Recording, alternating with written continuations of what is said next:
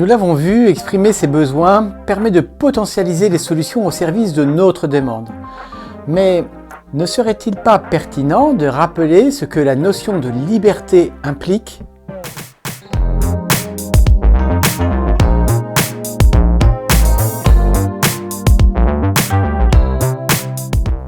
Les besoins sont universels. Certains contextes les rendent actifs, présents, d'autres peuvent les conduire à rester en sommeil.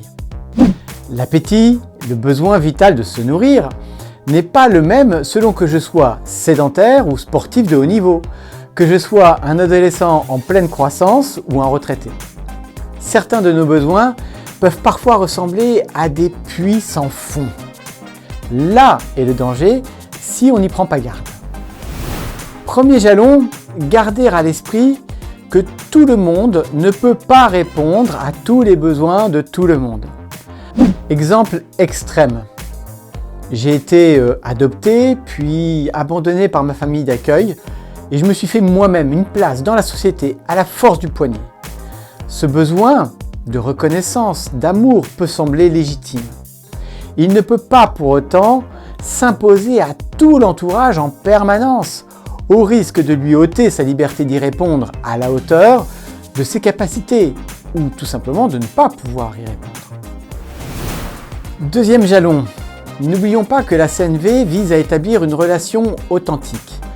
Cela suppose que je puisse accepter de ne pas pouvoir répondre aux besoins de tous, et vice-versa, sans quoi nous sombrerions dans une forme d'aliénation et de doctrine où la liberté s'effacerait derrière les injonctions et la culpabilisation, là où le mieux serait l'ennemi du bien.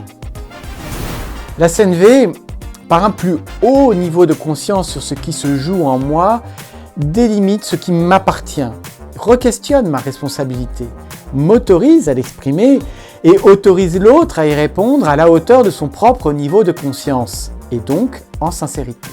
L'autre n'est pas là pour satisfaire mes besoins, même s'il peut y contribuer.